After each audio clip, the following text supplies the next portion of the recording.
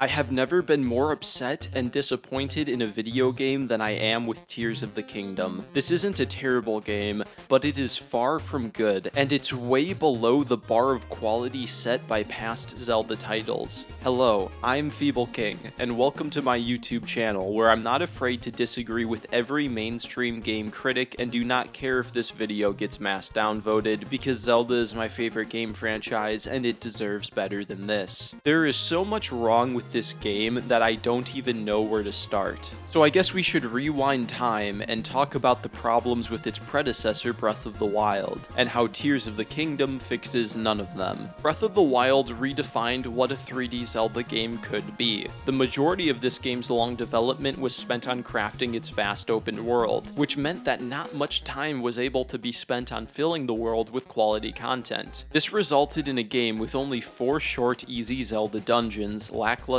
shrine puzzles, a boring story, terrible boss battles, broken combat, and awful enemy variety. And despite all that, I still loved Breath of the Wild for the first 35 hours or so, until the lack of enemy variety started to get way too boring. This was because the majesty of exploring the open world was so amazing that I enjoyed the game in spite of its content, not because of it. At this point, I thought it was obvious what Nintendo should do to make a superior sequel to Breath of the Wild. They needed to create a game that combined the quality content of past Zelda titles with the open world of Breath of the Wild. This potential sequel could have a new map about half the size of its predecessor with reused assets, so that Nintendo could save development time for fine-tuning the combat system, increasing enemy variety, and crafting long-form dungeons with good puzzles and bosses. It would also be amazing if some of these longer dungeons were optional and hidden within the world, similar to how Elden Ring hid its optional legacy dungeons as rewards for exploration. The game I just described would be an obvious masterpiece and satisfy both traditional Zelda fans as well as those who love Breath of the Wild. So what did we get instead? Breath of the Wild again, but you can build cars, and instead of 4 tiny dungeons, there's 5. My disappointment is immeasurable, and my day is ruined. This video will have spoilers. If you only care about major end-of-story plot spoilers, I'll give you a second spoiler warning towards the end of the video. So let us begin this critique by talking about one of Tears' main selling points: the depths. If I say that it's lazy for Nintendo to reuse the same map from Breath of the Wild, some may counter this claim by saying that there's a whole new map the size of the previous game underneath. How could this game not be worth $70? My response is that it's not the size that matters, but how you use it. While the depths looks cool at first, you quickly realize that this dark place is actually just one biome stretched across the entire map. I'll admit, the mushroom forest vibe does look cool at first, but it starts to wear out its welcome after many hours of exploration. Imagine if Hyrule was just one forest biome with no snowy mountains,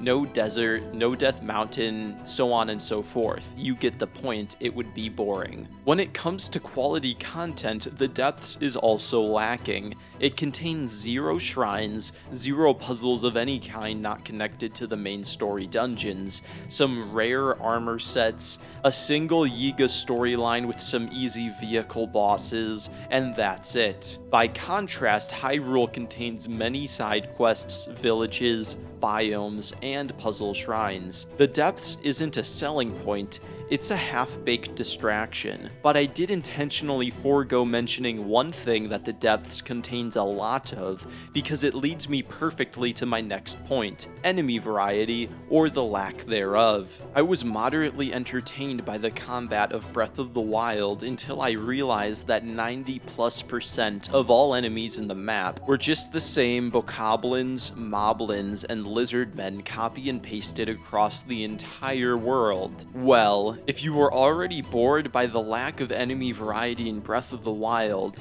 you just love the depths, because 90+% of all the enemies are just bokoblins, moblins, and lizardmen copy and pasted once again. So most of what you're doing in the depths is fighting the same enemies you've already fought in the last game.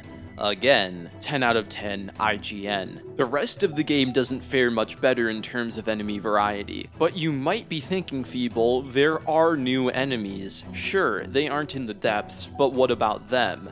Well, let's talk about them. There are likes where you need to wait and shoot them with an arrow, Horriblins who crawl around ceilings so you need to shoot them in the face with arrows to knock them down for an easy kill, and there's these giant bat creatures that pick up enemies and are also killed in one hit by an arrow. These hand monsters are kind of fun and scary, but all you really need to do is climb up on a surface and then shoot them with arrows. Oh, and they also brought back the Gibdo from Ocarina of Time. I loved these enemies. Scary health sponges that would eat Link's face off if you didn't unload a crap ton of damage before their creepy slow motion attack began. Oh, what's that? They're immune to physical attacks in Tears, and you just use Riju's lightning abilities that you cast by shooting an arrow? Why? Disappointment doesn't even begin to state how I feel about these enemies. This is so lazy. Every solution to beat almost every new enemy is the same.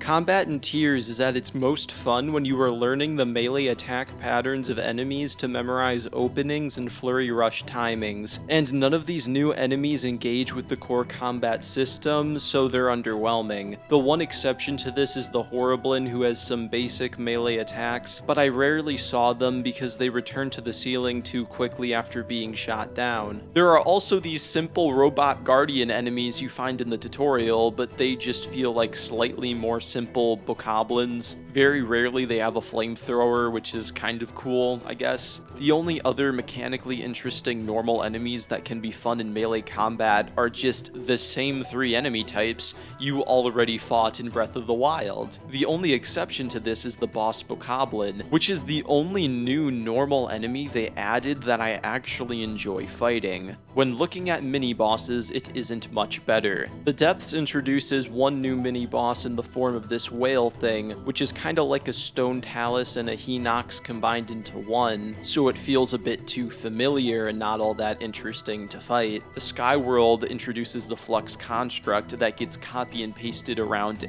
everywhere, and the Overworld has the Gleeok copy and pasted everywhere, which is actually a fun fight once you're strong enough to reasonably kill one. There's apparently 34 Lynels hidden around Hyrule in the Depths, but I somehow only found a single Lynel during my 80+ hours of playtime. This was very disappointing since I enjoyed this mini-boss in Breath of the Wild, and I just kept finding Flux constructs everywhere. There's also a rare chance encounter with the Gloom Hands that will spawn a Phantom Ganon upon defeat, which is a reused mini-boss from the main story. This is the type of new enemy I wish we saw more of in monster camps. He has a unique melee moveset with fun-to-learn openings and Flurry Rush timings. For the vast majority of the game, you will be fighting Flux constructs and the same Hinoxes and Stone Taluses from the last game, but this time the Stone Talus has 3 bokoblins on his back. Tears of the Kingdom really makes you feel like you're fighting the same boss over and over again.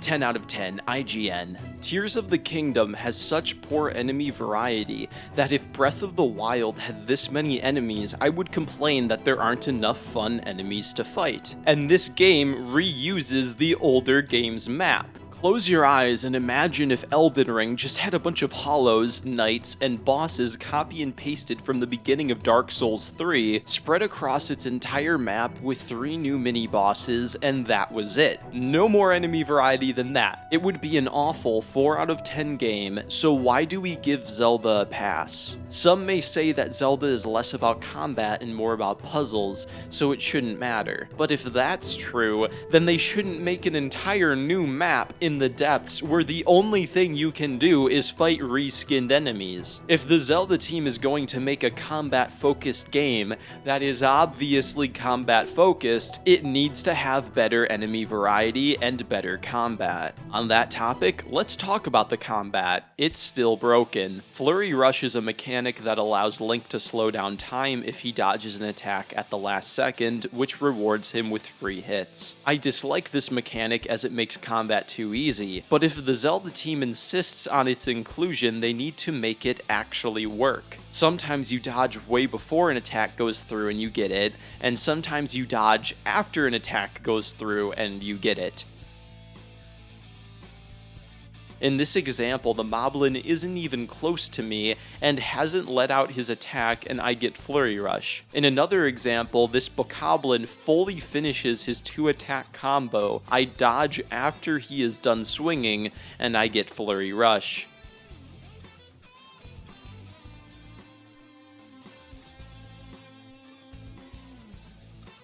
And this second example occurs so often that I was able to incorporate this broken Flurry Rush trigger on every Bokoblin's second attack with such consistency that it became a part of my combat strategy to break the combat system. Even worse than this, I am not rewarded with Flurry Rush when I should get it just as often, if not more so, than in Breath of the Wild. Since it's been 6 years and the Zelda team still couldn't fix this fundamental flaw in their combat system, I doubt they will ever be able to.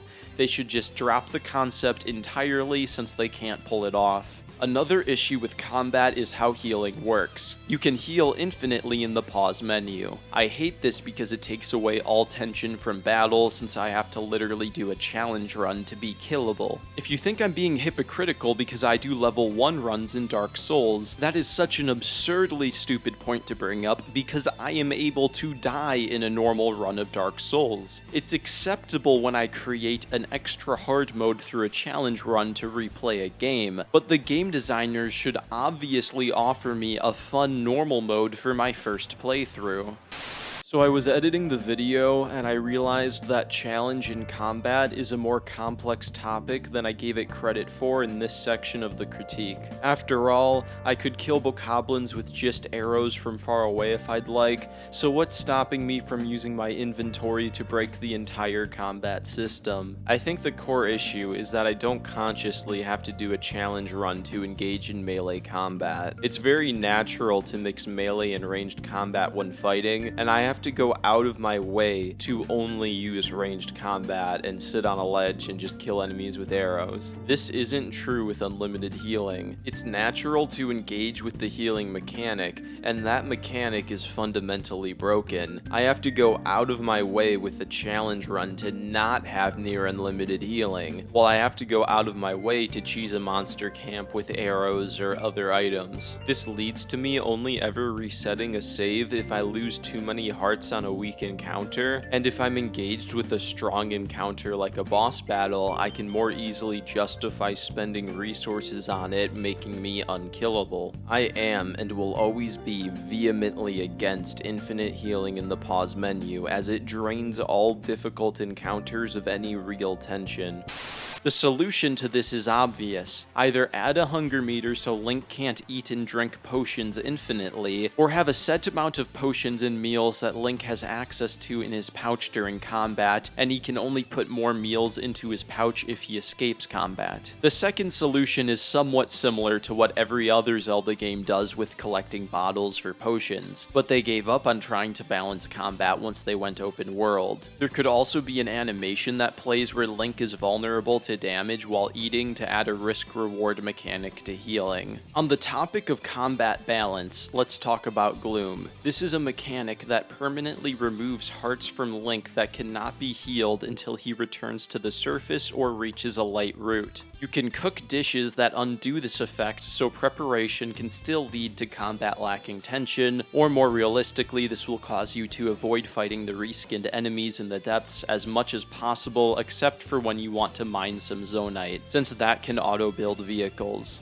Tears of the Kingdom brings back the weapon durability system from Breath of the Wild, where weapons break constantly. This system is fun in the early game when the weapons you're breaking are all useless, but it is bad in the late game as it leads to players stockpiling weapons and never using their best gear in anticipation of a fight that may never come. Tears saw this issue and said, "What if we make all the weapons break all of the time?" In Tears, every weapon on the surface has become rusted as a result of the upheaval, and you mainly make weapons stronger by fusing them with strong monster parts. But even a strong weapon is still rusted and can break quickly. This kind of fixes the issue of me stockpiling weapons, if only because my weapons break so often that I constantly have to dip into the pile. My main issue with this system is that I can never feel good when I create a strong weapon, since I'm fully aware it will break after just a little use. There's a convoluted way of restoring weapon durability with an Octorock, but weapons break so quickly that this hardly matters. A large part of my enjoyment in a loot-based game comes from the feeling I get when I stumble across an amazing weapon, and I can't get this feeling while playing Tears because all the weapons break too quickly. The best loot you can find that doesn't break is armor, and while some of the set bonuses are cool, all armor can become overpowered if you upgrade it enough, so finding new armor doesn't feel very rewarding either. Although I somewhat dislike how weapons break so easily into the late game,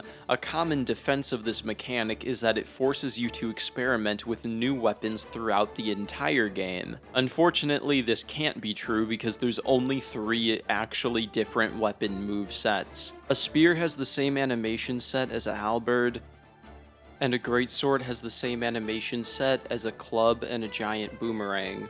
Hammers and boomerangs have vertical strikes while swords have horizontal strikes, but they both have the same attack timings and spin attack when charged, so mechanically they're identical. If you include Breath of the Wild, this combat system was in development for 11 years, and they couldn't be bothered to make a 4th real weapon moveset. Again, imagine if this was Elden Ring, and there were only 3.5 weapon movesets.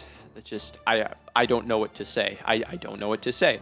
Just imagine if this was Elden Ring. It would not be acceptable. So why is it acceptable here? Another issue I have with this game is that they still don't let you rebind the jump and run buttons. You can switch them, but not actually change them in a meaningful way. If I want to do a running jump, I have to awkwardly hold the bottom button while pressing the top button without hitting the 2 side buttons. Elden Ring knew that the bottom 3 buttons of A, B, X, Y were the most important, so they binded the least important action to perform in combat or exploration, interact, to the top button. Tears doesn't even give you the option to change their awful control scheme, even though plenty of people complained about this issue in Breath of the Wild, and did I mention that this game was in development for 6 years? But they did decide to add one new thing to combat after all these years: summons, and they're very annoying.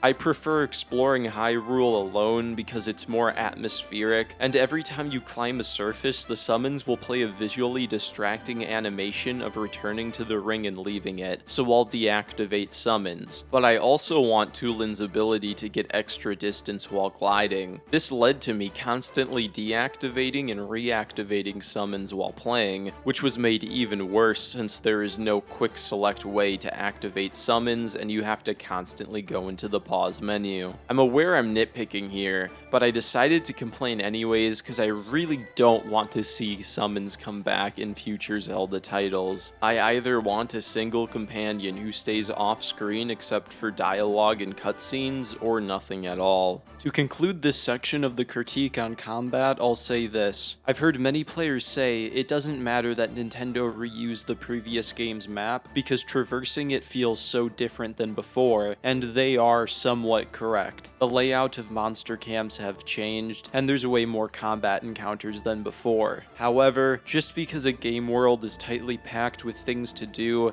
that doesn't mean those things are actually new. Most of what you're doing in this game is traversing to the same landmarks as before, while killing most of the same enemies as before. It's lazy. To put it another way, they made Hyrule extremely dense with things to do without making those things unique or worthwhile. Tears of the Kingdom is the very definition of quantity over quality. If the Zelda team wants to make a combat-focused game, this isn't good enough. Some people who disagree with me and love the combat in Tears will say that they enjoy how many options are available to them during any combat encounter due to the fusion mechanic. My issue is that even if you like these options a lot, you are using a bunch of tools to overcome the same easy problem, which is killing reskinned enemies over and over again. Tears of the Kingdom forces players to create their own fun rather than provide a fun experience in the first place. So combat is still broken, enemy variety is still awful, the depths is lacking depth, but there's one new area I've yet to cover, and I've saved the worst new content for last. The Sky World. This is by far the biggest disappointment in the entire game.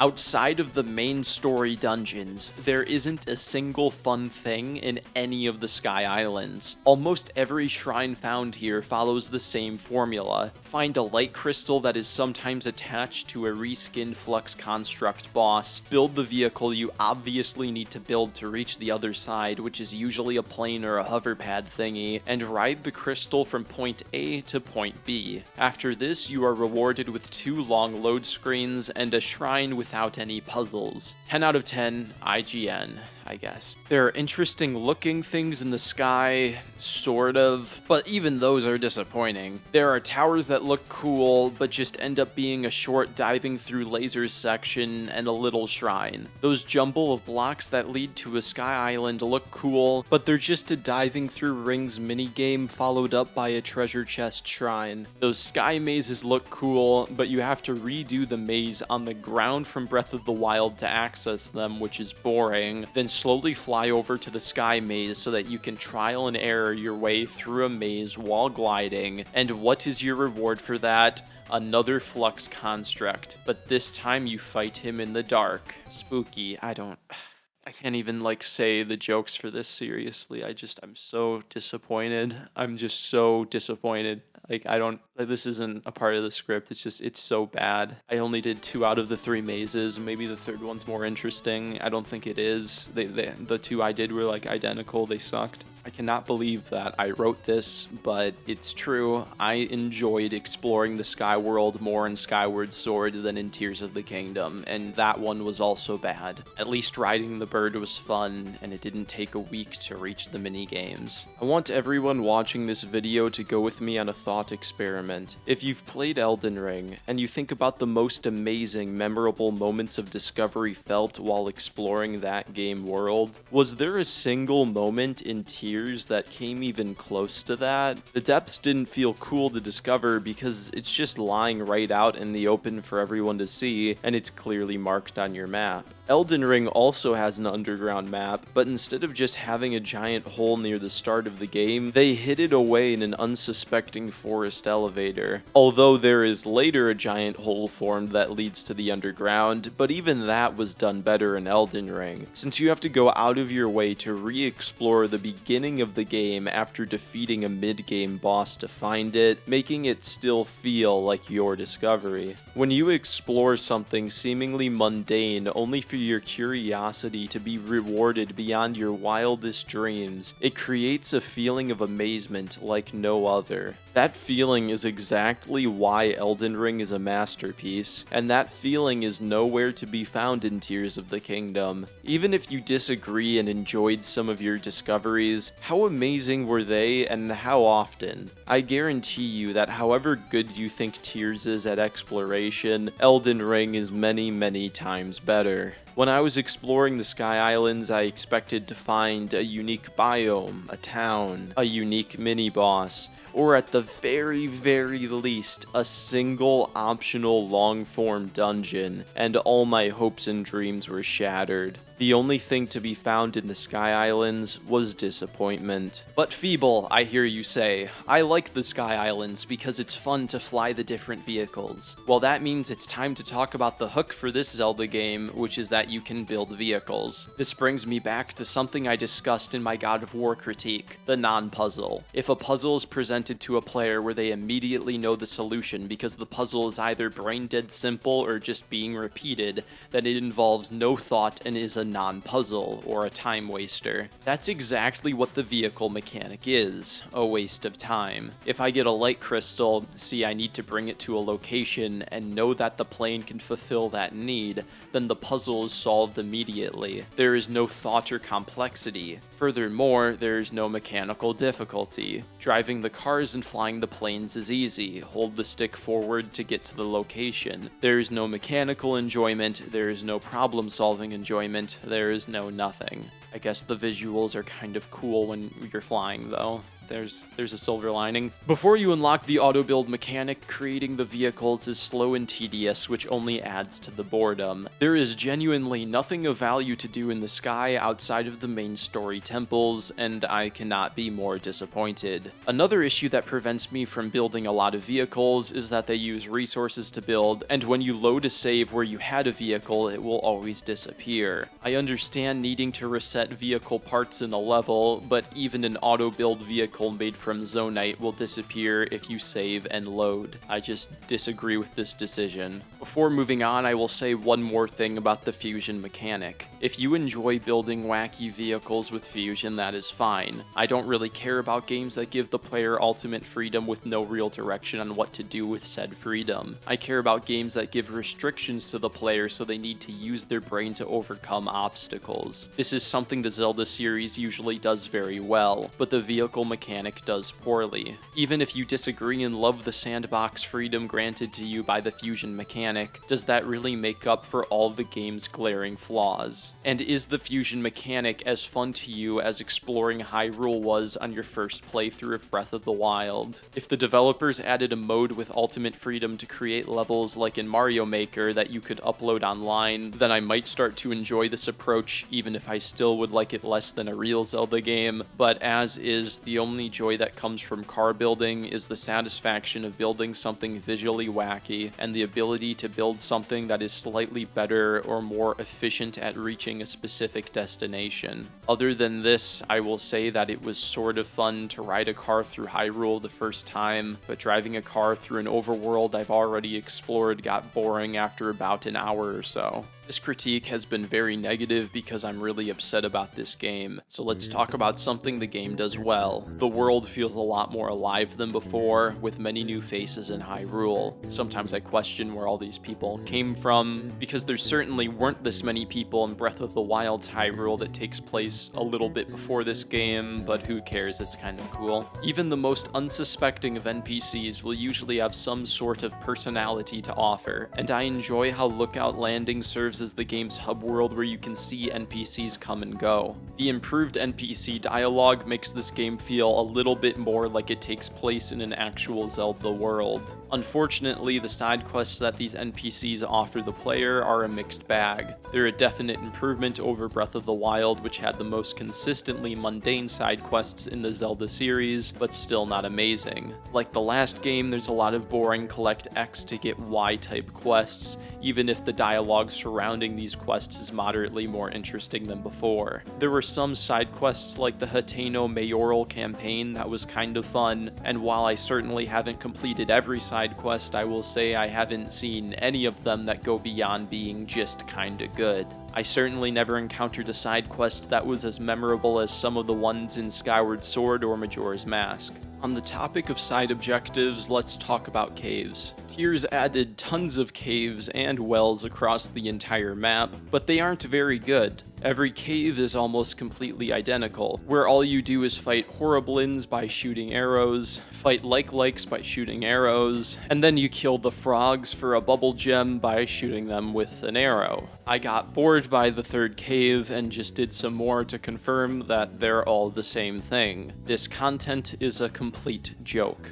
Quantity over quality. There's only one important side objective left to cover, and we've saved the best for last. Let's talk about shrines. At first, I thought all the amazing shrines were packed tightly into central Hyrule, and then they fell off when you went into the surrounding regions. But after reviewing my gameplay, I realized that all my initial difficulty just came from me being new to using the fusion mechanic. Once I got used to my new abilities, I quickly came to the realization that most shrines throughout Hyrule are fairly mechanically dull. There's definitely a few great ones, and there's even some clever ones, but most of the solutions are pretty obvious. I believe the initial difficulty from not being familiar with fusion tricked many critics into thinking that the shrines had been greatly improved from Breath of the Wild. I will not do a full Joseph Anderson breakdown of every shrine because if I have to fly a light crystal to another boring load screen treasure chest shrine, I think I'm gonna lose it. But I can assure you that the quality of the shrines throughout Hyrule are either the same or only slightly better than before. I cannot say the same for the shrines found in the sky, which were consistently downright terrible.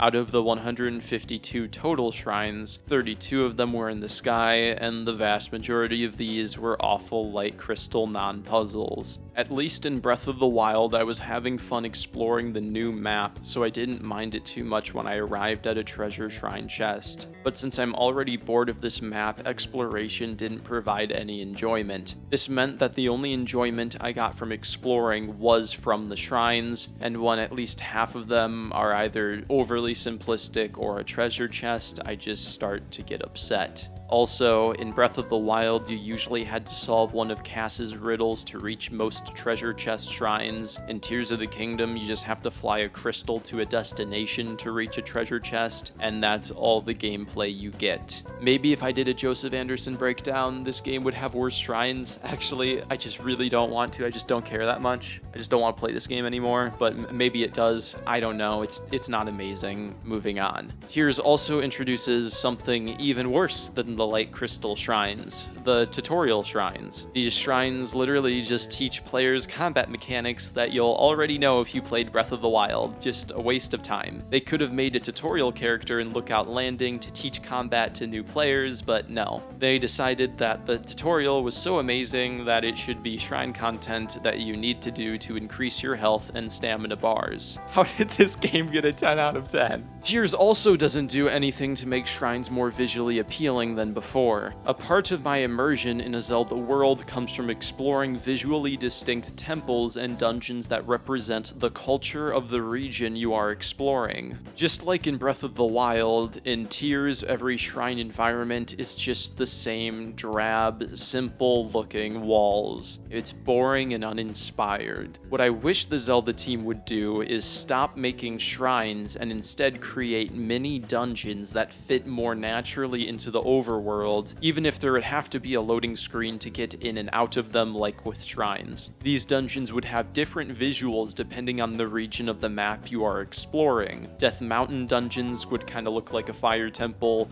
Hyrule Field dungeons could be a mix of caves with puzzles and ancient-looking forest temples, so on and so forth. As I mentioned before, I'd love it if these optional dungeons would vary greatly in size so that there's always a chance of stumbling across an amazing level all on your own. That would be very cool. And they reused the map from the previous game and spent 6 years of development on this game, and they still couldn't put a hidden dungeon. They just didn't do it. They did not do it. Speaking of dungeon size, let's talk about that. Part of the reason why I won't do a full breakdown of the quality of every shrine is that even if every single one was good, it still wouldn't matter because shrines that are 1 to 3 puzzles in length cannot replace the fun of an actual Zelda dungeon. A part of the fun of a Zelda dungeon is that figuring out where to go and how to get there is a puzzle in and of itself. In addition to this, a long-form dungeon has more time to introduce mechanics to the player and expand upon those mechanics by slowly increasing the complexity of puzzles over time. The format that shrines exist within is not conducive to creating actual good puzzles, which is probably why so many of them are still disappointing even if this game spent 6 years in development and reused the previous game's map, which I keep saying throughout this entire critique because I cannot believe it. I've been pretty harsh on shrines so far, so it's time to talk about something good that they added to shrines. The no-item shrines. These shrines take a concept introduced in the last game's Eventide Island, where the player is stripped of all items and weapons and has to fight with only what they can find in the heat of battle. No-item shrines give Link a couple of weak weapons at the start, and then it's up to you to get more. I enjoyed these combat shrines a lot. Every single combat arena I found had at least somewhat clever level design. The only issue is that you will be fighting the same reskinned robot guardian enemies, and you'll probably just abuse spears and Flurry Rush for an easy win. Either way, I still enjoyed these combat challenges and think they were only held back by the lack of enemy variety and the issues with the combat system. A big part of the reason why they're fun is probably due to the fact that you can't heal, so there's finally a fight with some tension. To conclude this section of the video on shrines, I'll say this. Completing the shrines was the most fun I had while exploring Hyrule, and a lot of them were either overly simplistic or downright terrible, and I disliked how they all had the same plain-looking visuals. In other words, even my favorite side content in Tears was still disappointing. Now that I've covered all the side objectives, it's time I move on to the main story content. This game follows a similar format to Breath of the Wild. You explore the 4 regions that are in trouble and meet up with the hero of that respective region. You go on a quest, kill a mini-boss, and then have to solve a riddle that is usually simple but left me feeling a bit clever. This riddle opens up the way to a temple. For the Wind and Water Temple, you have to do a long, easy, platforming, gliding section to ascend to the temple since it's in the air. This section isn't great or bad, it's just mediocre, it's okay. It's visually cool, I guess. Once you reach the temple, you will realize that it reuses the terminal system from Breath of the Wild, where the locations of importance in the dungeon are marked on your map, and once you reach all of them, the door to the boss opens. My note after completing the Wind and Water Temple looked something like this.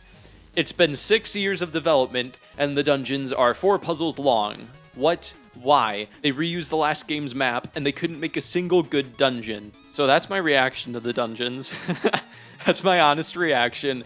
Now let's just walk through them and just analyze them. The Wind Temple is a cool looking skyboat. It's fun to glide around the exterior looking for entrances to solve the puzzles. I liked this temple at first when I realized that the solution to a puzzle was to find an object in the environment to turn into a gear. Unfortunately, this temple is so mechanically simple that 3 of its 4 puzzles are the same. Just use a thing in the environment to turn the thing you need to turn, or stick it into a gear cog.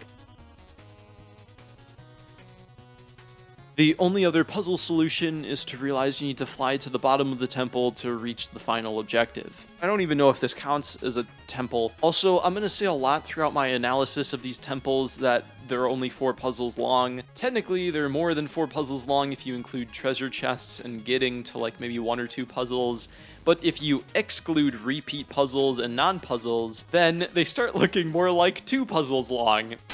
Hey, it's Editing Feeble once again, and I realized that I made a mistake, kind of, not really. There's actually a 5th objective in the Wind Temple, but it doesn't really count as a puzzle. You just climb a tower and dive through some x-rays. I'd say this is less of a puzzle and more of a minigame, but I thought I'd mention it anyways.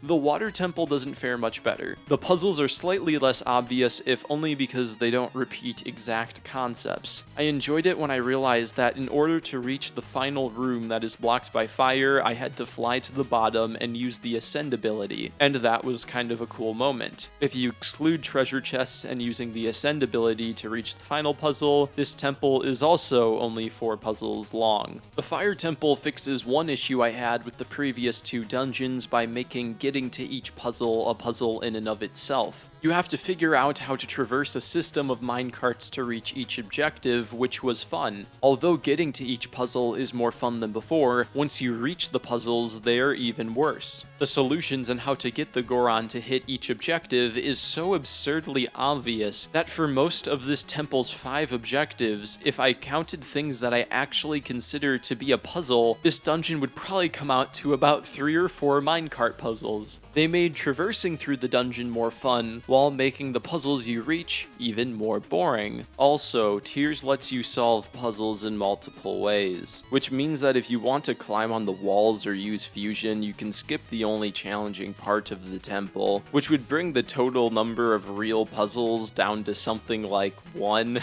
The Fire Temple also reuses a non-puzzle from a shrine in Death Mountain. Reversing these blocks made by the fire hydrant was also used in a shrine. You can actually find many shrines reusing concepts found in dungeons. I don't know if I'm going to find gameplay of it because I don't want to scour through all the footage of my shrines, but creating a water wheel in the Water Temple was done in a shrine, and using an object in the environment to create a lever like in the Wind Temple was also done in a shrine, and in the beginning puzzle of the Lightning Temple. Also, if you consider reusing exact puzzles as not being puzzles because you aren't using any thinking, then the amount of puzzles in the dungeons decreases even more. The Lightning Temple is a compromise between the lackluster elements of the Fire Temple and the other two. Traversing through this dungeon has more complexity than the Wind and Water Temples, which had nothing going on, since you have to find light sources and reflect them to different mirrors to progress. And the puzzles you reach are slightly more involved than with the Fire Temple, about on par with Wind and Water. Maybe this is the best dungeon, but I enjoyed figuring out how to traverse the minecarts in the Fire Temple more, so the Fire Temple overall is still my favorite, but not by much. They're all pretty bad. On the topic of bad dungeons, there's only one left to cover, and I saved the worst for last. The Construct Factory. This dungeon is built around the fusion mechanic of building vehicles. This carries over all the problems I mentioned in the vehicle section of the essay. I can't auto-build since the robot squares are unique parts, so I need to slowly create every new vehicle to progress. If you mess up building a vehicle, you either need to use more resources for another try or reload a save that resets all your progress. The puzzle solutions are almost always obvious non-puzzles, but the amount of time spent building the vehicles to solve the puzzles is long and tedious. That is the main issue. This is the only dungeon that has a lot more than 4 puzzles to solve, and it's the only dungeon that I wish was a lot shorter. Although if you exclude non-puzzles, maybe this dungeon has 0 puzzles. I don't know if I used my brain to think in this one. The only time I used my brain in this entire dungeon was to create the water vehicle that also had wheels, and then you had to drive it out. That was the only time. The only silver lining to this whole dungeon is that driving the final vehicles out of each section of the dungeon to return to the robot body was kind of fun. I like driving over bokoblins, GTA style, but it's not worth the boredom of building the vehicles. Now that we've covered all 5 of the short dungeons, let's talk about the bosses. They are better than in Breath of the Wild, but like something I say a lot throughout this video, that isn't really an achievement since that game had awful boss battles, probably the worst in the series. These bosses are fun and simple, but there can't be any tension unless you're doing a challenge run due to infinite healing. I think Queen Gibdo was the best dungeon boss out of the 5, and the only one worth breaking down the mechanics of. You have to shoot it with electricity twice to get an opening, and it shoots at least somewhat difficult to avoid tornadoes to defend itself when weakened. In Phase 2, the boss starts spamming the player with enemy spam while doing normal attacks. You have to then shoot the Gibdo hives that are spawning enemies to reveal sunlight that instantly kills them. Now that I'm thinking about it, I could have just infused my arrows with electricity and maybe just completely cheesed this boss by not relying on Riju's lightning magic, but if you don't do that, then this boss was kind of fun to pull off. Now it's time to talk about the story. They decided to use voice actors in Breath of the Wild, and they just weren't very good. The voice actor I disliked the most was Zelda, as she sounded less like a woman and more like a high-pitched Disney princess. Zelda's voice actor did a better job in Tears of the Kingdom than in Breath of the Wild, but I still disagree with the type of voice they chose to cast for Zelda. Incredible! This mural must be the Great War recorded in the royal histories. I wish that she sounded more human and grounded. Fortunately, the new voice actors are all pretty good. Whoever cast the voice actors for Tears did a much better job than the casting director for Breath of the Wild. Unless it's the same person, then they just improved at their job. Rauru and Sonia always sounded good, as do all the sages when you talk to them at the end of each temple. And obviously Matthew Mercer as Ganondorf is by far my favorite. Every scene with Matthew Mercer was a great scene, and he did an amazing job at his super evil voice. Tears has a better story than its predecessor, but that isn't really an achievement because Breath of the Wild had barely any story to speak of. There are new memory cutscenes that Link can find all over Hyrule, which tell an interesting story about what happened to Zelda after she traveled 10,000 years back in time to witness the events of the Imprisoning War. It's intriguing to see little snippets of Ganondorf's rise to power, and the fight between the King Rauru and Ganondorf was really cool. Although the memory cutscenes are far better than the ones in Breath of the Wild, they still carry over the same problem from the last game. It seems like the entire plot would have been a lot better if Link was teleported 10,000 years into the past so that he could experience the Imprisoning War as it happened. In fact, the whole game would be a lot more interesting if it took place 10,000 years ago. Nintendo would have to make the villages and people look significantly different because of the time difference, and you would be an active participant in the most captivating parts of the story rather than just observing them through memories. If they went above and beyond with this concept, they could have redone some of the biomes and towns entirely to make parts of Hyrule feel completely new, but instead we just got Tears of the Kingdom. Unfortunately for us, Nintendo thought that the Breath of the Wild formula for storytelling was perfect, and they decided to forgo making the main character an active participant in the most important story beats. I can't state how much I disagree with this choice and do not want to see this formula return in the next game. I want to be a part of the story, not watching from the sidelines through memories. I'll say it, Skyward Sword did it better. Moving on. Now we're getting into heavy spoiler territory. If you don't want to get spoiled, please skip to the end of the story section. After you collect all of the memories, you receive an additional memory that shows how Zelda decided to turn herself into an immortal dragon infused with the Master Sword 10,000 years ago so that the Master Sword could gain strength. I thought this was a cool story beat, as Ganondorf was building power in the depths for 10,000 years, which meant the only way to combat so much power was for the Master Sword to slowly gain power in the same way for 10,000 years. After learning this, Link goes up to Dragon Zelda and pulls out the Master Sword, and even after 10,000 years of being bathed in the sacred light of Zelda's soul, who is actually the reincarnation of the goddess Hylia now in dragon form, the Master Sword still runs out of energy after a couple of fights. Oh, it's so lame. I understand why they do it for gameplay, but it is pretty lame. With all 5 sages and the Master Sword collected, Link can journey into the depths below Hyrule to defeat Ganondorf. For some inexplicable reason, Link goes down there alone, even though it's dangerous to go alone, rather than wait for all 5 sages to join him. Even though the power of a sage can't reach him past a certain point in the depths, and his character should probably just leave because he's not really in a rush to fight Ganondorf, you still don't do that. They do this for a stupid story beat that we'll get to in a second. This final stretch of level was absolutely awful. The depths below Hyrule has a crap ton of reskinned enemies with no puzzles to speak of. I cannot state enough how boring this final level was. I cannot bring myself to kill Bokoblin number 5072. It's just so absurdly dull. Once you reach the bottom, Ganondorf sends an army of enemies to attack the player, and the sages show up at the last second epically to help Link in his time of need, even though he just shouldn't have gone there alone. I just view this fight as the developer's final way of ensuring that I have to fight more reskinned enemies. They're like, no, you didn't get enough of this combat system, this broken combat system. It's really good. You should fight the same enemies again that you already fought in Breath of the Wild. Let's do it again and again and again and again. Anyways, the final fight against Ganondorf is cool. Ganondorf uses multiple different weapons with different timings and attack directions that you need to memorize which direction to dodge in and the timing to get Flurry Rush. In his third phase, he can counter your Flurry Rush with a Flurry Rush that you need to Flurry Rush. Sounds kind of funny.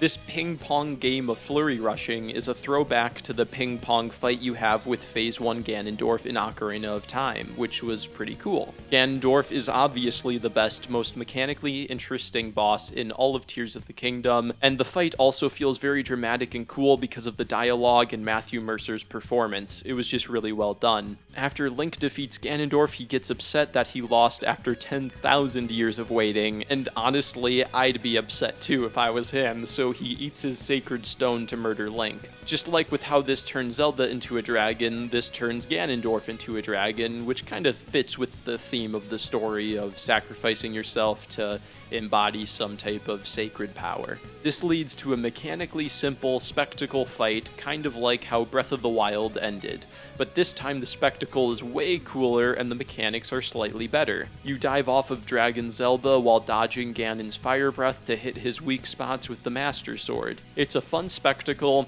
and it feels really fitting to end a game all about traversing through the sky with the boss battle in the sky. After Ganondorf is defeated, Rauru and his wife Sonia use light magic to turn Zelda back into a Hylian. Link catches her, and they both fall into this tiny lake and die.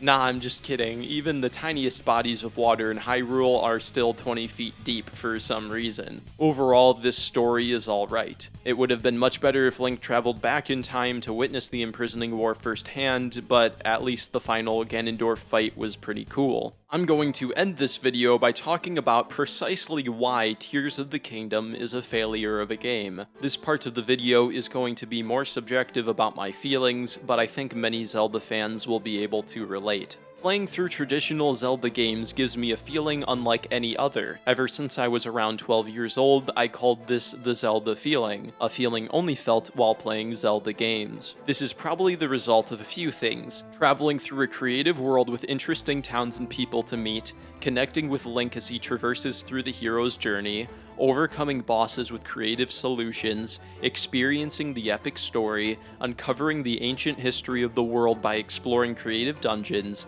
and of course solving the brilliant puzzles that are just difficult enough for you to feel very smart after solving them, without usually being so hard that you constantly get stuck, unless it's Majora's Mask. This combination of elements results in the Zelda feeling, and even a bad Zelda game is usually still a good game. Breath of the Wild does not give me the Zelda feeling, because it doesn't have nearly enough elements of the traditional Zelda games. Instead, it gives me a new feeling, the Breath of the Wild feeling. This feeling is all about exploring a vast open world through the traversal mechanics of mainly climbing and gliding. It's a joy to uncover cool-looking biomes and towns at your own pace, with complete freedom to go where you want, as it makes your adventure unique. You see something cool in the distance? Well, you just created a new adventure for yourself. Go see what that's all about. Although I do not enjoy the Breath of the Wild feeling as much as the Zelda feeling, I still do very much enjoy this feeling, and I am glad that Breath of the Wild exists, because it was able to redefine what a Zelda game could be. And it was the creative spark that Zelda needed to keep going into the modern era. This game was so innovative that it spawned a new genre of Breath of the Wild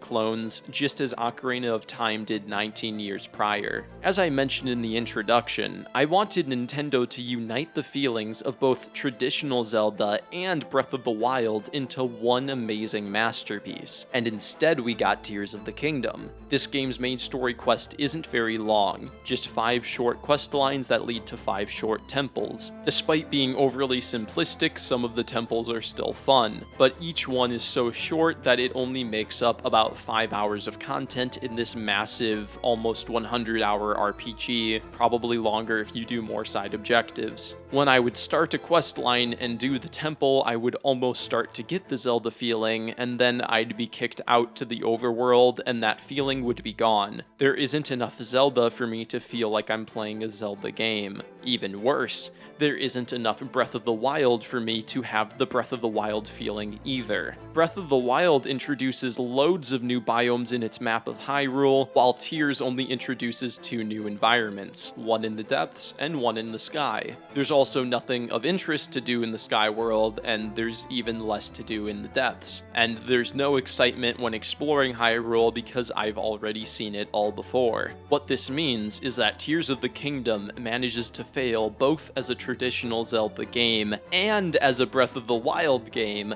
while also not fixing any of the major issues that Breath of the Wild had. The only major new mechanic is building vehicles, but the game doesn't set up fun challenges that would make the player want to build vehicles. Instead, you just fly light crystals and Koroks from point A to point B. Vehicle building should be the game's primary selling point, but in reality, it's just another disappointment. I'm going to end this video by talking about how I feel like a crazy person who lives on a different planet than everybody else. How did this game get so many 10s? Is it groupthink?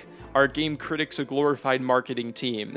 Probably. The 4 out of 5 dungeons are basically 4 puzzles long and reuse puzzles from shrines and reuse puzzle solutions within the same dungeon. The combat system breaks quicker in this game than the weapons do. A lot of the shrines are boring, especially in the Sky World. The Sky World has literally nothing of interest. The Depths is a boring pit of reskinned enemies with little to do. The enemy variety in this game is absolutely awful. There's only 3 real weapon movesets, and the game reuses the same map from Breath of the Wild, so it was not fun to re-explore a world I was already familiar with. Also, this game has some frame rate issues because it's running on old hardware, but this flaw is barely worth mentioning when the game is mired by so many larger issues. I am actually so confused right now. How aren't more people upset by this game? Are reviewers becoming more lenient because every other game release is a broken mess at launch, and at least Tears of the Kingdom is a functional game? My honest prediction is that people are just in the honeymoon phase with this game, and once they snap out of it, more people will see this game for what it is, which is the worst 3D Zelda game by far. If you had not already played Breath of the Wild, maybe this game will be more enjoyable for you than it was for me,